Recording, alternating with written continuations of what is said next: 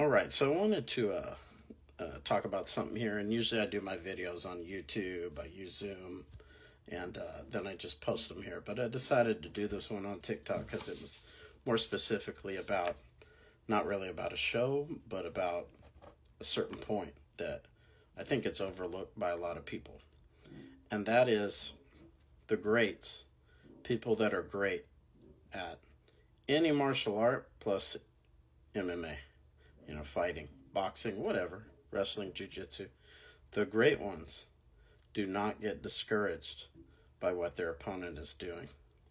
If they want to go from A to B, they're going to go from A to B. Whatever you do is not going to deter them. If they have to find a different way to get there, they will. And they have enough ways to get there in their head that one of them will work. And in this case, I'm talking about the single leg in open space, not against the cage. Islam was successful in grabbing the single and lifting Poirier up and tripping out his back leg maybe 2 or 3 times against the cage. But in open space, Poirier kept spitting out and ripping his leg out every time Islam would try to grab the single leg. So what adjustment did he make here to go from A to B? Grab the single leg and trap Poirier's foot between his legs. So Poirier couldn't spin out. He couldn't spin his body. And then he grabbed the ankle with both hands. So Poirier couldn't rip his leg out. Once he released his legs, Poirier couldn't spin out. And then he was able to do this golf swing type motion that they call it in wrestling, the golf swing. And he was able to whip Poirier off balance, get the front headlock, get on top, and eventually finish the fight. So one guy I always like to use as an example is Barrett Yoshida. I trained with this guy maybe 5-6 months.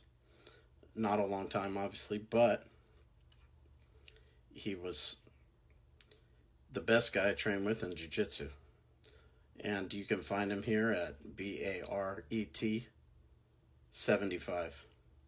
BARET 75, and you'll see a lot of videos of him submitting people and jumping rope and doing all kinds of stuff. But my point is, the great guys, and he's one of them, if he wants to get somewhere, he's going to get there, whether you're defending or not.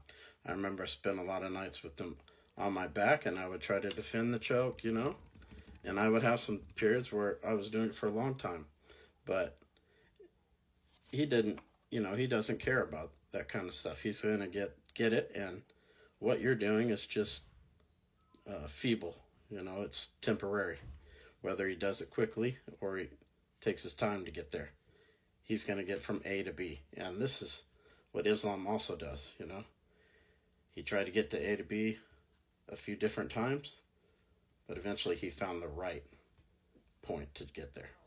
And this is what the great guys can do.